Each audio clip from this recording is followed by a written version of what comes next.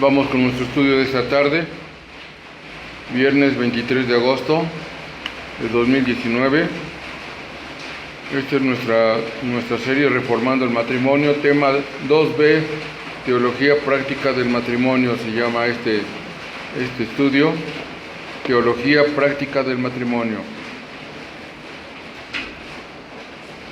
¿Qué queremos dar a entender o dar a comprender de la teología práctica del matrimonio? Bueno, ¿qué dice Dios con respecto al matrimonio? Teología práctica del matrimonio. ¿Qué dice el Señor? ¿Qué hay de la realidad del matrimonio en el mundo?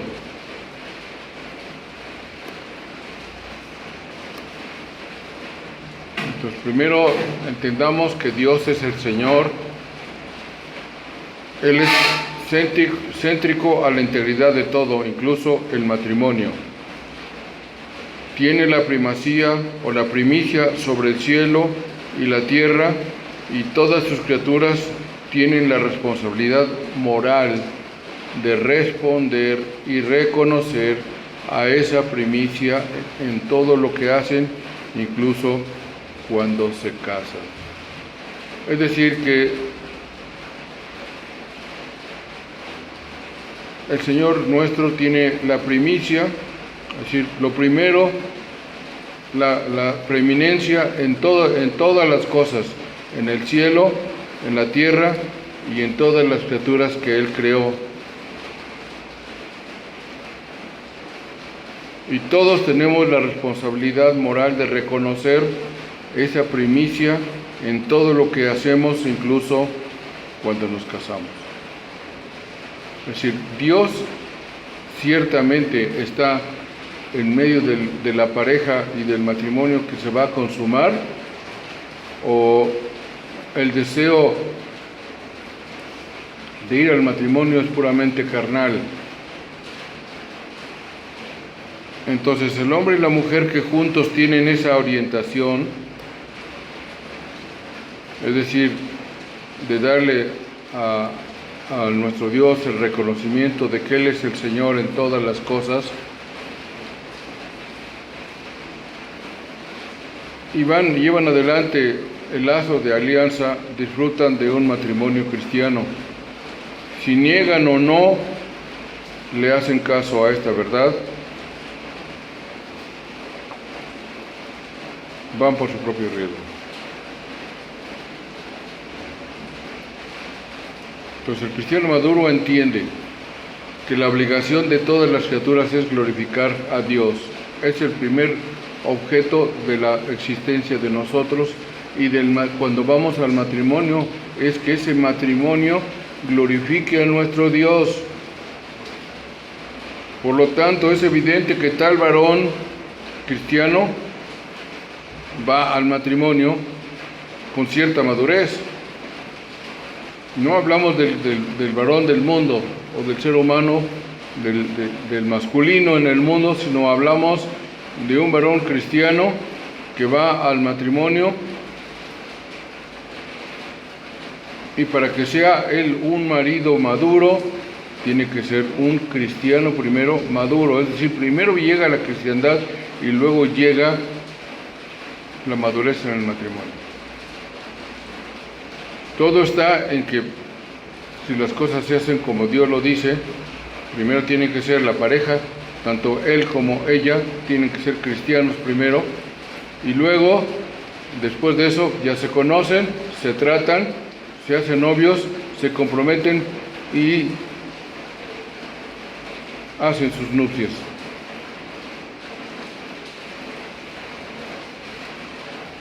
Por lo tanto, es evidente que tal varón cristiano maduro será también un marido de madurez. Igualmente, la mujer cristiana de madurez será una esposa madura. La madurez en el Señor es una condición previa a la madurez en el matrimonio. Al estudiar el tema del matrimonio, debemos empezar con la enseñanza bíblica sobre la naturaleza y el carácter de Dios. Entonces, cuando el ser humano o cuando nosotros lleguemos a entender que Él es realmente el Señor, nos volveremos hacia Él naturalmente para aprender cómo se aplica su ley benigna al cimiento y al propósito del matrimonio. Si Dios es la cosa primordial en nuestra vida, y vamos al matrimonio pensando en que Dios debe de estar como una cosa en el centro de nuestro matrimonio, las cosas van a funcionar y vamos a cumplir con el primer propósito del matrimonio. El primer propósito del matrimonio, pues, entonces, entender y reconocer y glorificar a mi Dios con todas las cosas que yo digo y con todas las cosas que yo hago. La naturaleza del Dios Trino se presenta en las Escrituras bajo figura de vínculos entre Padre e Hijo. Dios es el Padre y Jesucristo su único Hijo. Antes de establecer la fundación de la tierra, el Padre había escogido una novia para su Hijo. Repetimos. La naturaleza del Dios Trino se presenta en las Escrituras bajo figura del vínculo entre Padre e Hijo. Dios es el Padre y Jesucristo su único Hijo. Y antes de establecer la fundación de la tierra, el Padre ya había escogido una compañera o una novia para su Hijo. ¿Quién? La Iglesia. La Iglesia. Apocalipsis capítulo 21, versículos del 9 al 10.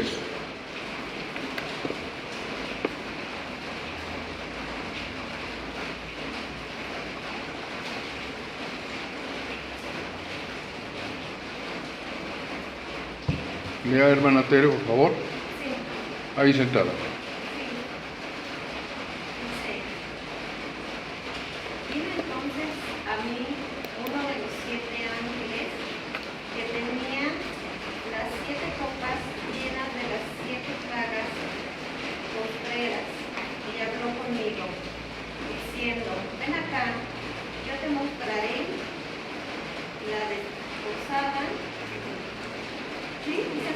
La esposa del Cordero, sí, la desposada.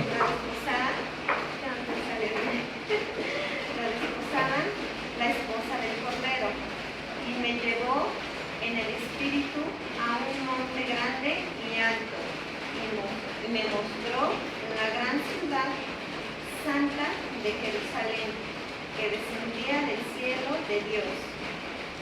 Y vino a mí uno de los 7 ángeles, y dice más adelante, y habló conmigo diciendo, ven acá, yo te mostraré la desposada, la esposa del Cordero. Y me llevó en el espíritu a un monte grande y alto, y me mostró la gran ciudad de Jerusalén, que descendía del cielo de Dios. Pablo nos enseña también que debemos conscientemente considerar nuestros matrimonios como representaciones menores del matrimonio central. ¿Cuál es el matrimonio central? Cristo con su iglesia. Esa es la muestra y es el matrimonio central.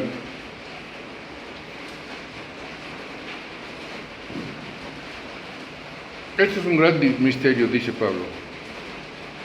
Pero cuando deja el hombre a su padre y a su madre y se casa con su esposa, hace una declaración con respecto a Cristo y la iglesia. Otra vez, cuando deja el hombre a su padre y a su madre y se casa con su esposa, hace una declaración con respecto a Cristo y la iglesia. Dependiendo del matrimonio particular, esa declaración se hace mal o se hace bien, pero siempre se hace. Cuando el hombre declara que toma a la esposa y ella acepta, hacen una declaración de dejar a los padres y unirse a ella, y están con eso reviviendo la figura del matrimonio de Cristo con su iglesia. La están reviviendo, la están conmemorando. Por lo tanto, comprendemos cómo la fundación del matrimonio tiene que ver con pacto. La relación de Dios con nosotros a través de Cristo es un pacto. Cristo, un pacto con su iglesia. El hombre, ¿qué? Un pacto con su esposa. Un pacto con su esposa. Cristo, un pacto con su iglesia. El varón, un pacto con su esposa.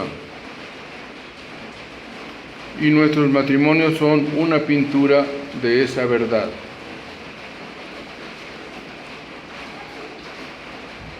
Entonces, el cimiento de la vida santa matrimonial es la misma para toda la vida santa. En todos debemos buscar la gloria de Dios. En todo debemos buscar la gloria de Dios. Vamos a la consumación del matrimonio buscando la gloria de Dios. En tu nombre vamos a esta unión carnal. Primero la unión espiritual y vamos ahora a la unión carnal. Señor, ilumínanos a nosotros y pon entendimiento espiritual para que nosotros entendamos tu palabra que está relacionada con el matrimonio, con mi esposa, con mi esposo. Y si tú nos das, Señor, prole, con los hijos que tú nos des.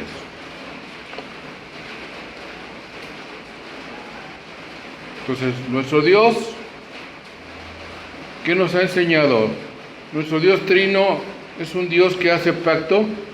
¿Y qué hace Él? Guarda los pactos. No los rompe. No, Dios no ha roto el pacto que hizo con nosotros.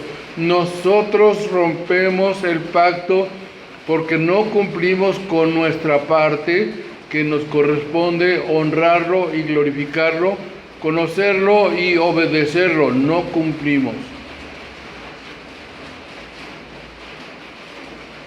Él ha escogido el matrimonio como uno de los mejores medios por el cual el hombre o los hombres caídos le puedan glorificar. Entonces, Dios ha escogido al matrimonio como uno de los mejores medios por el cual los hombres caídos le puedan glorificar. ¿Y por qué dice caídos?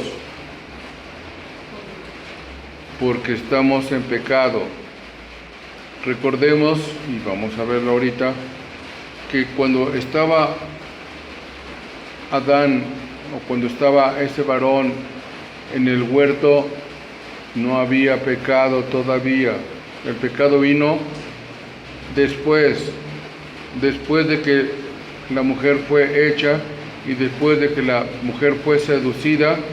Entonces vino el pecado y ya los hijos que vinieron de esa unión ya vinieron con la maldición del pecado. Entonces, al atacar la naturaleza del matrimonio como pacto,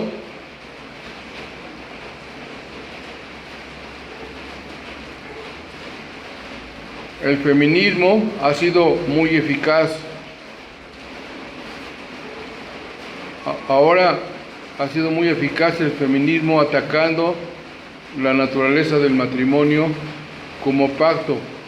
Es decir, ellas, las feministas, no consideran que ese pacto deba de guardarse, sino que se debe de llevar con quien quiera, como quiera, en el lugar que quiera y con el sexo que cada quien escoja.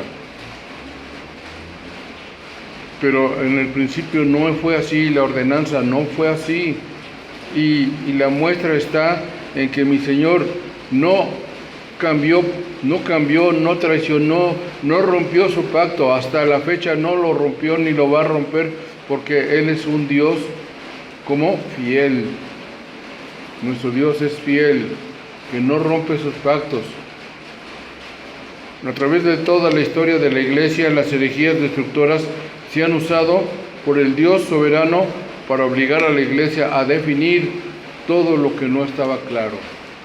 Ha surgido pues el feminismo y eso nos ha llevado a que nosotros reflexionemos y comprendamos y auscultemos e investiguemos la naturaleza exacta de nuestro matrimonio y qué cosa es lo que nosotros debemos de guardar y comportar para que las cosas que nuestro Dios ha tenido para nosotros funcionen.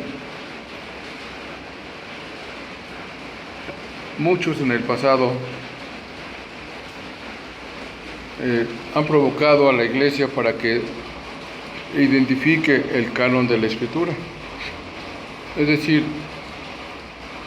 esas personas se les llama herejes, es decir, no creen en Dios, y al no creer en Dios, no creen en lo que Dios dice, y al no creer en lo que Dios dice, tampoco el matrimonio es una cosa que ellos deban de guardar, porque si no creen en Dios y no guardan su ley, no tienen por qué guardar la situación del matrimonio, según ellos.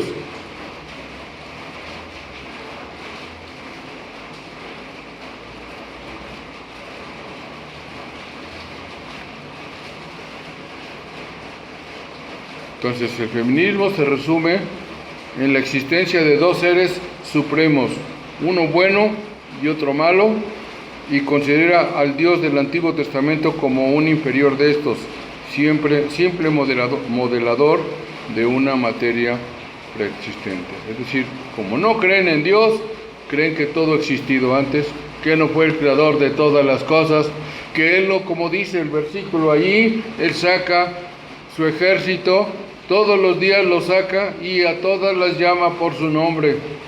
No lo creen. Porque ¿quién es capaz quién tiene el poder de crear tantos soles, tantas estrellas, tantos planetas, tantas lunas? ¿Quién tiene el poder de hacer eso? Y eso los necios, los incrédulos dicen, no, eso ya ha existido siempre y solamente existen dos cosas, un hombre malo y un hombre bueno. Entonces,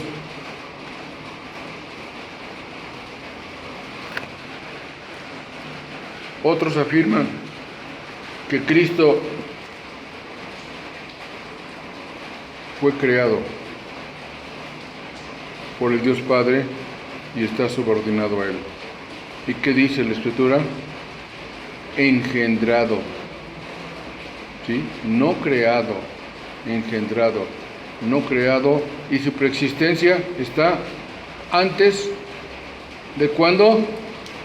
De la fundación del mundo. Antes, Cristo siempre ha existido. Entonces las enseñanzas de esos hombres fueron atribuidas a un hombre llamado Arrio en el año de 250 a 335 después de Cristo.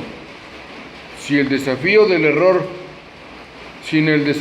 error podemos muy fácilmente dejarnos ir a la deriva, haciendo lo que nos parece natural o tradicional. ¿Y qué hacíamos cuando no conocíamos a Dios? ¿Qué hacíamos, hermana Celina? Lo natural y lo tradicional, ¿verdad? Todo mundo se junta, todo mundo tiene su peor es nada, su segundo frente. Y todo mundo roba, todo mundo miente, lo tradicional. Lo natural, todo el mundo roba,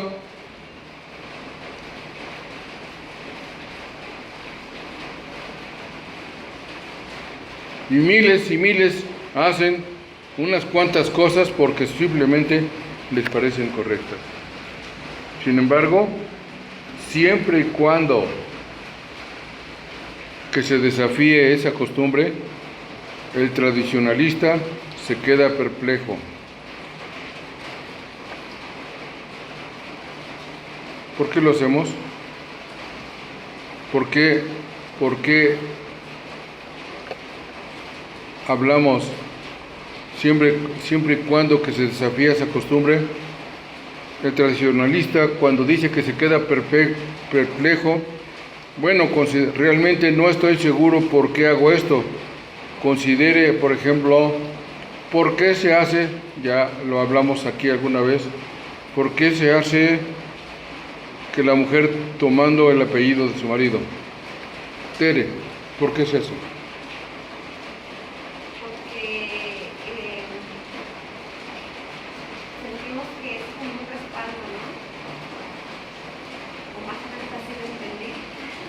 Tú di lo que tú entiendes. Sí, ahorita lo vamos a explicar. Porque se hace en el mundo, yo no entendí bien nada. Sí, bueno, no todos en el mundo lo hacen. Solamente algunas pocas personas aún lo hacen.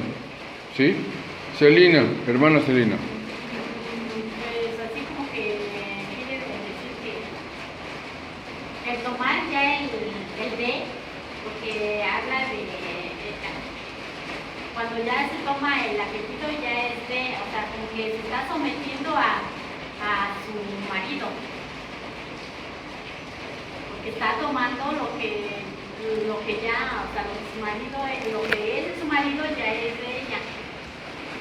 Por eso dice que si... Ay, Dios. Por ahí va. Bueno, vamos a ver esto. Ustedes se van a quedar sorprendidas, pero la Biblia sí enseña que Dios llama al marido y su esposa por el mismo nombre. Llama al marido y a su esposa por el mismo nombre, el del marido.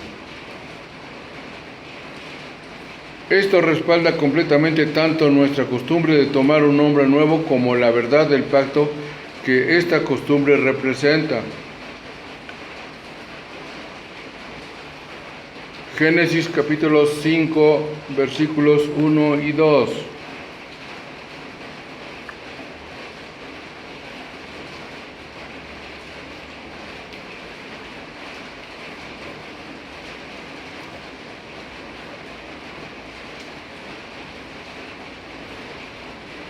Este es el libro de las generaciones de Adán, el día en que creó Dios al hombre, a semejanza de Dios lo hizo. Varón y hembra los creó y los bendijo. Y llamó el hombre de ellos El nombre de ellos, Adán. Adán. ¿Sí? El día Adán. en que fueron El día en que fueron creados. De ellos Adán. Entonces, regresamos y dice aquí: este es el libro de las generaciones de Adán. Y muchos pensamos, cuando leímos por primera vez, que estas eran las generaciones del hombre. Y no, aquí está hablando, este es el libro de las generaciones de Adán, habla de las generaciones de la pareja, de los dos. El día en que creó Dios al hombre, a la semejanza de Dios lo hizo, y varón, ¿a quién hizo varón y hembra? A Adán, porque a los dos les dio el nombre de Adán, porque los dos se unieron para sí, eran uno solo, eran uno mismo. Por eso es que en el matrimonio también decimos que ya no somos dos seres distintos y seres independientes, no, ya somos el uno para el otro. ¿Y qué quiero decir con el uno para el otro, Lolita? El uno para el otro que pues no tienen por qué andar buscando otra persona, ¿no? Porque yo debo de encontrar en mi pareja todo lo que yo necesito, lo que yo quiero, y viceversa.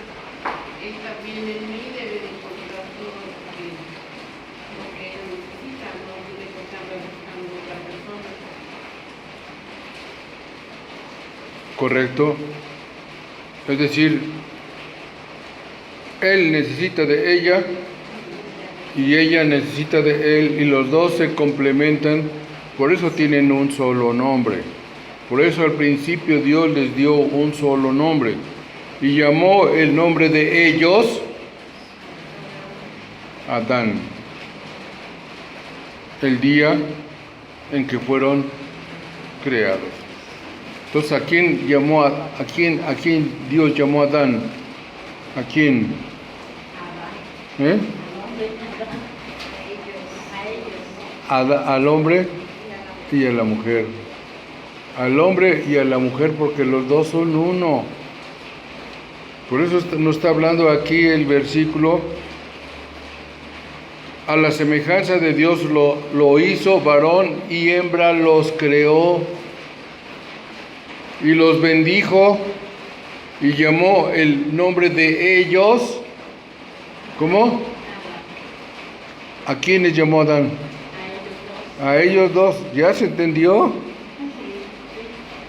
¿Sí? ¿Seguro? El día en que fueron creados. Entonces, en otras palabras, Dios creó a Adán y a su esposa, varón y hembra los creó. Tanto él en un principio se llamó Adán, como ella en un principio se llamó Adán.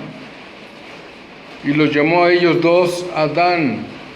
Desde el principio ella era participante en el pacto con Dios en nombre de su marido, y Dios no la llama Adán a ella sola, la llama Adán junto con él. Junto con él. Entonces, primero, para que podamos entender lo que sigue, primero tenemos que entender esto, lo que Dios hizo en un principio. Y los creó, dice, varón y hembra los creó. Y llamó a los dos Adán. Entonces, Adán se dio cuenta de su falta de una compañera idónea, es decir, el varón se dio cuenta de su falta de una compañera idónea por primera vez. ¿Cuándo? Después de ponerle nombre a los animales. Es decir, Dios crea la naturaleza y luego crea al hombre, al varón. Pero todavía ella todavía no. Primero tiene que ponerle a Adán el nombre a los animales. Ya después de que ya le puso nombre a todos los animales, ¿qué sigue?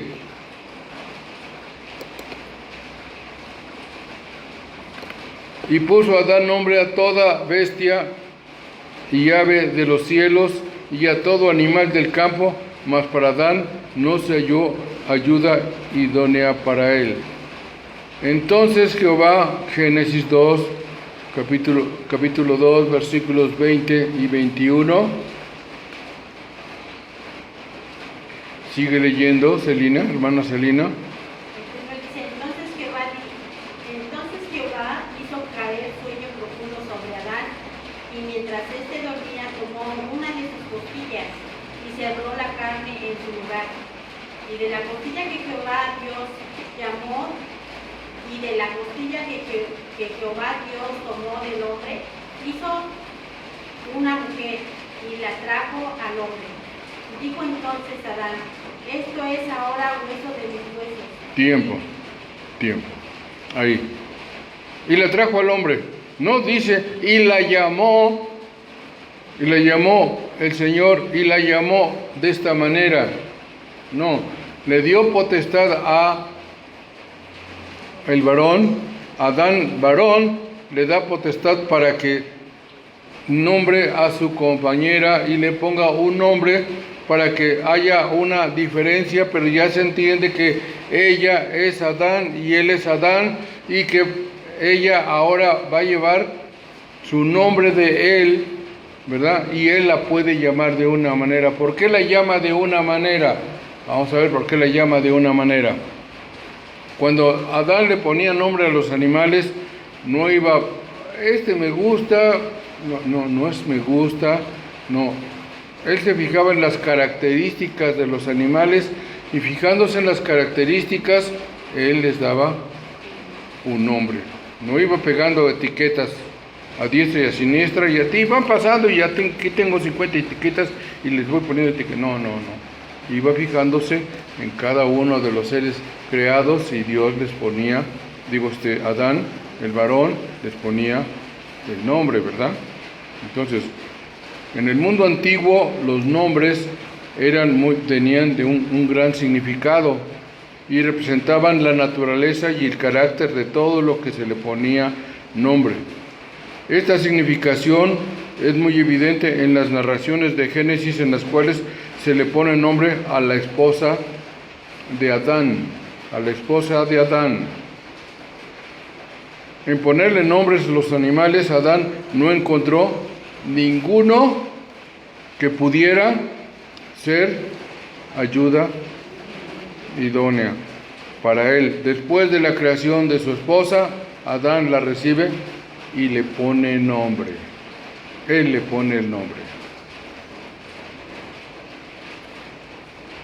Génesis capítulo 2, versículos 23 y 24. Léjelen, por favor. Dijo entonces Adán: esto es ahora hueso de mis huesos y carne de mi carne. Esta será llamada varona, porque del varón fue tomada. Por tanto dejará el hombre a su padre y a su madre, y se unirá a su mujer, y será una sola carne. Correcto. Entonces dijo entonces Adán: esto es ahora hueso de mis huesos y carne de mi carne. Esta será llamada Ishash, que traducido quiere decir varona. Nueva, varona. Por eso es que ahora como varona, si es que él le puso nombre, ¿de dónde fue tomada? Del varón. Entonces por eso él la llama varona, porque fue tomada de él. Porque del varón fue tomada, por tanto dejará el hombre a su padre y a su madre, y se unirá a su mujer, y serán los dos una sola carne. Entonces, como enseña el versículo 24, Adán es Isaac, fueron una pareja paradigmática o de patrón, es decir, fueron los primeros. Por eso se llama paradigmática o de patrón, porque fueron la primer pareja. No fueron simplemente dos individuos cualquiera. Cuando el Señor Jesús nos enseñó sobre el tema del divorcio, apeló a la ordenanza matrimonial desde la creación que se encuentra en los primeros capítulos de Génesis. Nos enseña que Dios es el que une al hombre y la mujer en matrimonio. Dios es el que los une. Y lo que Dios ha unido, el hombre no tiene autoridad para separarlo. Bueno, entonces, ¿por qué se separan? Pues porque el hombre se toma la autoridad de separar, pero el hombre no tiene autorización para separar, porque Dios ha unido a un varón y a una varona forever.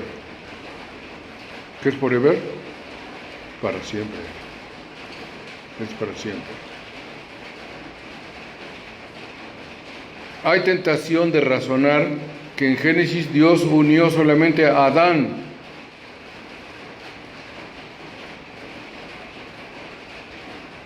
Y a la varona. Dos individuos como individuos, pero este razonamiento resiste a la enseñanza de Cristo, quien insistió que Adán y Eva fueron una pareja paradigmática.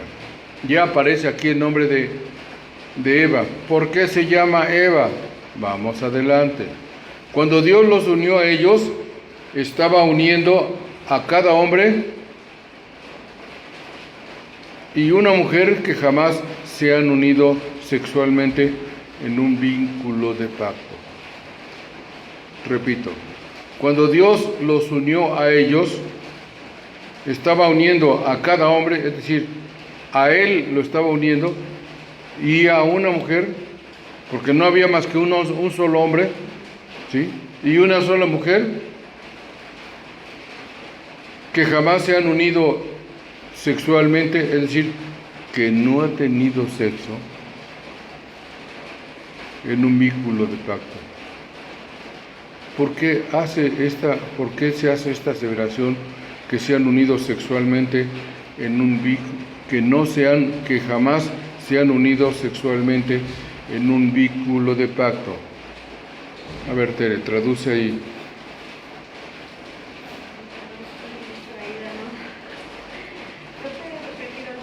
Otra vez. Por favor. Sí, cuando Dios los unió a ellos, estaba uniendo a un hombre y a una mujer. Sí. Y esa mujer y ese hombre jamás habían tenido un acto sexual. Si recordemos que no hay pecado todavía ahí, ¿sí? En un vínculo de pacto. ¿Por qué se hace esa acepción? Porque, bueno, yo creo que tenemos que razonar porque se nos tiene que quedar bien grabadito y no se nos debe olvidar, porque nosotros debemos de enseñar y debemos de enseñar la verdad con versos. Sí, adelante. porque todavía no había maldad, todavía no había ese pecado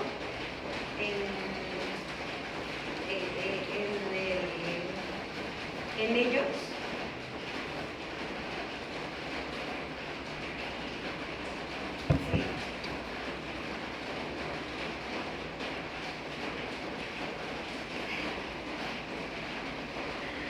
Sí, es a ti también. Bueno, pues yo aquí lo entiendo de dos maneras. No, primero una. La primera es que, bueno, Dios hizo a Adán y a Eva, ¿no? Pero aquí es donde Vamos a hablar propiamente. yo Hizo a un varón y a la varona. y a una varona. A eso es hablar apropiadamente Perfecto. conforme vamos avanzando. Ok. ¿Sí? Hizo al varón y a la varona. Entonces aquí, pues todavía no había pecado. Entonces aquí es donde también yo tengo la duda, porque había inocencia. Entre esa inocencia, entonces no había una relación sexual. Porque en ese tiempo todavía no pecaban. Pero... Quiere decir que el acto sexual es pecado. No. ¿No? ¿O sí? El acto sexual, si Dios ya los bendijo, ya no es pecado. ¿Y ya los había bendecido o no? Sí. Entonces, Entonces quiere decir que no estaban pecando. no estaban pecando, ¿no? No estaban pecando, no. Entonces, bueno, ahí es donde ya se empieza a ver, ¿no? Que Vamos con la segunda. es que todos se juntó los dos. ¿Se juntaron los dos? Se me complica, no saben lo que Hay otros hechos que también son obvios en esta ordenanza matrimonial desde la creación. Vamos aclarando. Porque Dios crió a un varón, ¿verdad? Sí, y él fue operado, por decirse así. Dios lo puso en un profundo sueño y le sacó una costilla y de allí formó a su compañera, ¿verdad? A su compañera, que después Adán la llamó varona. No Dios la llamó, sino que Adán le puso nombre a su compañera y la llamó inicialmente varona, porque del varón fue tomada, por eso se llama Isash. Por lo tanto, si nada más hay una pareja y no hay ningún pecado, no hay ninguna inclinación hacia cuestiones aberrantes que ahora conocemos como homosexualidad, como bestialismo, como todas esas modalidades que se tienen de tener sexo. ¿Por qué? Porque Dios santificó y ha santificado desde el principio el matrimonio. Porque Adán no encontraba ayuda idónea para él entre los animales. La bestialidad se excluye. ¿Qué es la bestialidad? No, hombre con bestia. ¿Ya estaban las bestias? ¿Sí? Pero no, allí no había pecado. No había pecado. No quiere decir que sí practicara. Dice aquí que no había practicado un acto sexual ni él ni ella. No, él sí y ella no. No, ni él ni ella. Ninguno de los dos llegaron al matrimonio como vírgenes, ¿verdad? Vírgenes, ¿por qué? Porque así habían prevalecido desde que Dios los creó. Y porque Dios creó solamente una mujer para Adán, el patrón de la monogamia está fijado claramente y demostrado a nosotros. Monogamia, ¿qué quiere decir? Una sola mujer con un solo hombre, ¿sí? Una sola mujer con un solo hombre, monogamia. Entonces, la poligamia que se encuentra entre los santos de Dios del Antiguo Testamento no cambia nada de esto. La poligamia fue instituida por el hombre. Dios no instituyó la poligamia, el hombre la instituyó y no por Dios. Es decir, vamos a ver, Génesis capítulo 4, versículo 19.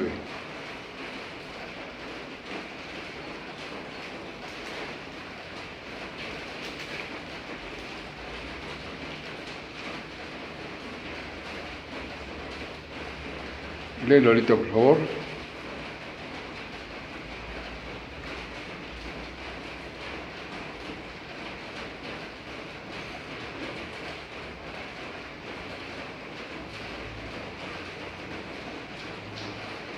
Génesis 4, 19. ¿No tiene 4, 19? Sí.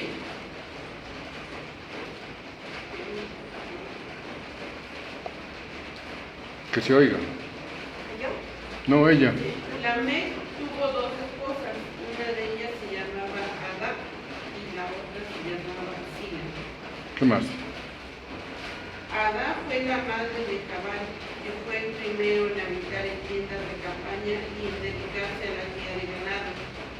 Jabal tuvo un hermano llamado Tubal, que fue quien inventó el arpa y la flauta. Sila tuvo también un hijo, se llamaba Tubal Caín, y se dedicaba a fabricar toda clase de herramientas de bronce y de hierro. Su hermana se llamaba Naamá. Ahí. Entonces, la primera mención de una unión poligamia o poligámica fue la de Lamec. Esta es la primera que se menciona en las Escrituras. Después ya sabemos que hombres justos de Dios tomaron varias mujeres para su desgracia, para su lamentación, porque desobedecieron las indicaciones que Dios dejó establecidas en la unión inicial. Sí que esto que hizo Lamec fue en contra de lo que las enseñanzas de sus antepasados se le mostraron, pero él no le importó y tomó otra mujer sin ninguna aprobación de Dios. Pero es que yo tengo 3 mujeres y Dios me ha bendecido con hijos. Sí, los hijos, dice la palabra, que son una bendición. Mas no pienses que te van a traer más bendición las acciones que tú has cometido en contra de sus madres y en contra de los hijos de ellas. Porque cuando yo tengo 2 mujeres y dejo hijos con las 2 mujeres, ¿qué va a pasar? Las 2 mujeres van a echar a pelear a los hijos del mismo padre. Y entonces eso es una maldición para el padre. Y para los hermanos, porque cuando llegan a las cosas tan fuertes, llegan a ¿dónde? Hasta los golpes o hasta la muerte. Los hermanos se matan entre sí mismos. Entonces,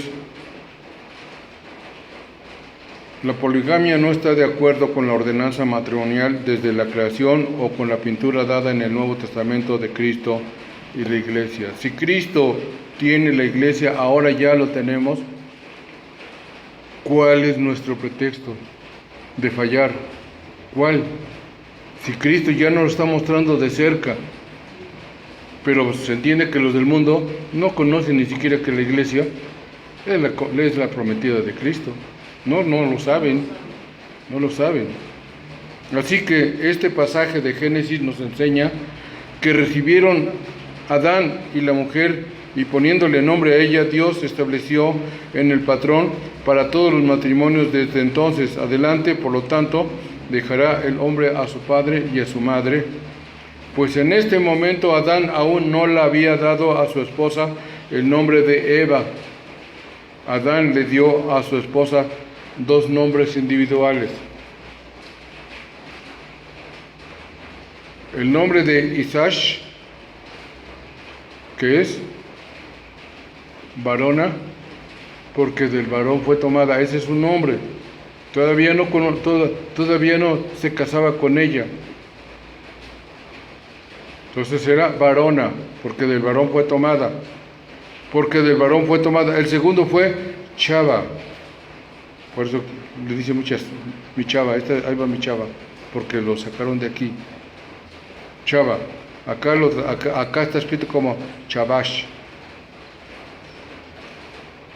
Portadora de vida quiere decir Eva. ¿Qué quiere decir? Portadora de vida, o como se dice en español, Eva. Traducido, el portadora de Eva o Chava es Eva. Y llamó a Adán el nombre de su mujer Eva, Chava, por cuanto ella era madre de todos los vivientes. A ver si es cierto, Génesis 3:20.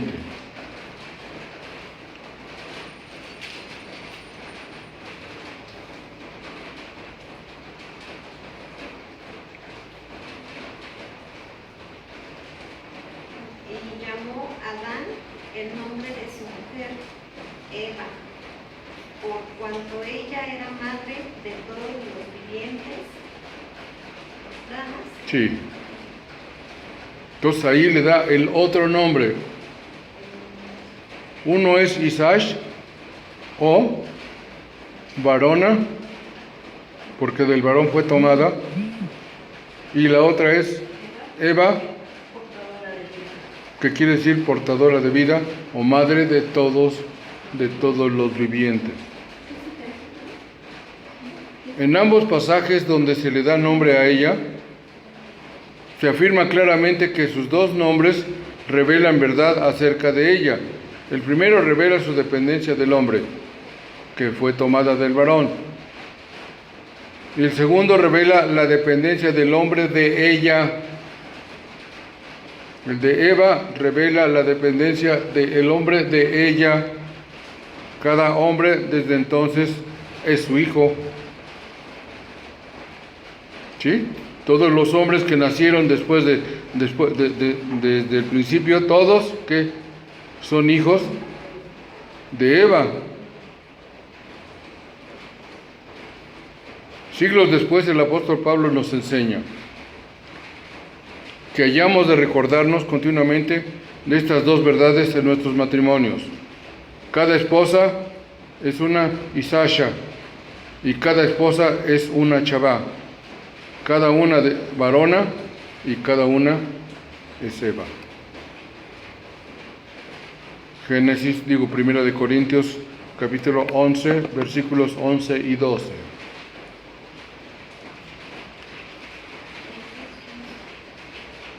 Helen, por favor. Capítulo 11, versículos 11 y 12.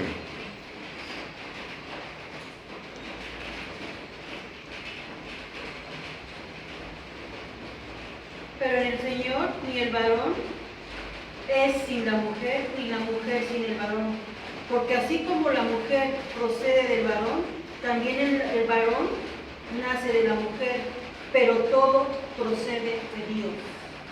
Aclarado el punto, 1 de Corintios capítulo 11, versículos 11 y 12, hay dependencia, mutua dependencia de los 2. Yo no necesito de los hombres. Estás equivocada. yo no necesito de las mujeres. Estás bien tronado, hermano mío, porque no es así. Fíjese de que la progresión de enseñanza de Pablo sigue el mismo patrón que se ve en Génesis. La mujer procede del varón, así también el varón nace de la mujer, pero todo, Adán, es decir, Adán, la pareja, toda pareja procede de Dios. Dios fue el que llamó a nuestros primeros padres por el nombre colectivo de Adán. Pues Adán también es un término genérico por el hombre o la humanidad. Esto muestra claramente la costumbre bíblica de incluir a las mujeres bajo semejante descripción. Entonces, nuestro uso en español del genérico hombre y humanidad sigue este ejemplo bíblico exactamente. Lejos de ser insultante a las mujeres como lo quieren mantener, las feministas refleja el patrón de razón bíblica. Pero lógicamente que las mujeres no conocen de la Biblia, no conocen a Dios. Las feministas hablo yo, no todas las mujeres, sino las feministas. Estamos en ese movimiento, hablando de ese movimiento, y entonces cometen ese tipo de exclamaciones, de aberraciones y de locuras. Entonces la reacción feminista se rehusó de tomar un apellido nuevo. Es decir, ellas de ninguna manera están dispuestas a decir: yo soy fulana de fulano, yo soy Susana de fulano o de sutano. De ninguna manera. Yo soy singular y no me debo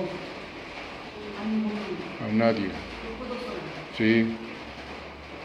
Para quedarse con su apellido paterno no es simplemente una tontería. Es la rebeldía fundamental contra Dios. Así, cuando la señora María Sánchez se convierte en la señora de López, sería ¿cómo? María Sánchez de López. Esto no es simplemente algo que se hace, es el sello y la seguridad del pacto matrimonial. Es el sello y la seguridad del pacto matrimonial. Porque no todas las mujeres se pueden llamar señora fulana de tal, de López o de Velázquez. ¿Por qué no todas?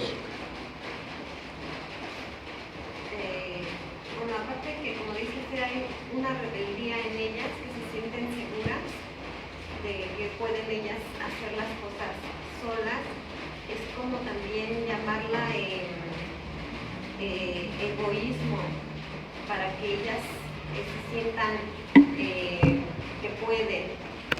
Y ahora con el liberalismo y todo, hacen eso. Y bueno, no todas, porque no todas se pueden llamar señoras, porque no todas tienen ese valor en Cristo, que es como el someterse al esposo. No tienen ese amor por Cristo, porque Cristo es el que bendice el matrimonio. Bueno, yo así lo entiendo. Sí, Cristo lo hace así. Bendice el matrimonio y si nosotros estamos en Cristo, nosotros debemos, como mujeres, de respetar al varón, y es una forma de darle su lugar. Y no todas nos podemos llamar así, o no todas se pueden llamar así, porque no tienen a Cristo en su corazón, no tienen ese valor de obedecer, o no lo saben. ¿Hay algo más que falta, Helen? Dilo. No sé, válgame la grosería, ¿no? Pero no todas nos podemos llamar con ese respeto, o sea, del apellido, porque lamentablemente hoy en día se ha perdido el temor a Dios, y muchas nos vamos, como dicen en mi pueblo, como las tortolitas. Nos dejamos, no nos damos a respetar, y ya nos fuimos así a la escondidita, ¿sí? Entonces, ¿cuál es el respeto que me di? Entonces, ¿a qué hora me van a poner el apellido si cuando ni siquiera se casó conmigo por lo civil? Y como no se casó conmigo por lo civil, ¿ahora qué reclamo? ¿Qué digo? Si para mañana, a hoy en día, como están los matrimonios, te vi, no te conozco. ¿Y dónde está el respeto entonces? Por eso no todas nos podemos llamar así. No todas damos ese respeto que se merece por lo que hoy en día se vive. Lolita, ciérrale. Ciérrale, le falta, ¿eh?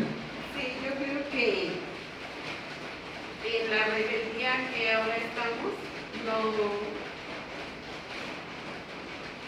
no entendemos que al unirnos es una sola carne ya. Que queremos todavía, después del matrimonio, andar cada quien por su lado, y no, sino que por eso dice que ya es una sola carne. Por eso es que tenemos el derecho de usar el nombre del esposo, ¿no? Porque ya no es cada quien por su lado, sino ya es una sola carne. ¿Cómo se siente la damita que a sí misma se llama señora Susana Vázquez de López o de García? ¿Cómo se siente ella? Orgulloso, ¿Por qué? pues por el nombre que le ha dado. Porque sabe que ella ha hecho los méritos. ¿Para qué? Para llamarse de esa manera. Que esos méritos no todas las mujeres se lo han dado, ni se pueden llamar así. No, ¿qué si tú te casas atrás de la puerta? Tú no tienes derecho de llamarte así. O sea, la misma conciencia de la mujer le dice que no se siente con el garbo de decir, no, yo soy fulana de tal. ¿Por qué? Porque siente que no tiene respaldo, porque quedaron en un acuerdo en que si vamos bien, y si decimos que nos desapartamos, y llega muchas veces la mujer y el varón con el pensamiento de aquí, de que si se comprenden van a permanecer un tiempo, pero que a la larga no hay, lo que dice aquí, sello y seguridad del pacto matrimonial, porque ni siquiera se casaron por el civil. Bueno, y ahora que entendemos, decimos que es un orgullo, ¿no? Porque, por ejemplo, con el feminismo, con el liberalismo, ya las damas no quieren el apellido del varón. Enseñarle que no necesita nada del varón. Pero nosotros ahora con entendimiento sabemos que pues es símbolo hasta de protección, ¿no? El saber que cuento con él, que soy parte de él. Entonces, ya ahora con el conocimiento de Dios entendemos eso, pero allá afuera no entendemos. Cuando dice el Señor en Romanos que Dios nos deja a la humanidad porque lo cambiaron por los ídolos, deja que el pecado los alcance y se entregan a la lascivia de sus propias concupiscencias. Surgen los varones con varones y mujeres con mujeres y otro tipo de aberraciones sexuales. Pero ¿cuál es el final de esas parejas? ¿Qué saben? ¿Qué sabes, Teresa, del final de esas parejas? Vivieron una vida feliz. La muerte espiritual, la muerte en todos los sentidos, porque no son, están vacíos. ¿Y Nada les llena. el final? ¿Cuál es el final? La muerte. ¿En serio? No, bueno, para allá vamos todos, ¿no? No, espiritual. La muerte espiritual, sí, bien hablado. ¿Por qué? ¿Por qué separados de Dios? Llegan los días, como dice la palabra, primero llegan los días que tanto temes. ¿Cuáles son los días que tanto temes? De algunas personas, ¿cuáles son? ¿De que van a llegar a viejos? No va a haber perro ni siquiera que les ladre, ¿no? Porque no labraron una relación duradera para que pudieran jalarse tanto el varón como la varona para todos lados. Porque ¿cuál es el gozo de tener hijos de esas familias? No, pues adoptamos unos hijos. ¿Y cuál es el resultado de esos hijos? Que sí les van a cambiar el pensamiento a los hijos, no se los van a cambiar. Porque van a la escuela los niños y ven papá y mamá. No, yo tengo 2 papás o 2 mamás. ¿Y qué? Se tuerce, ¿verdad?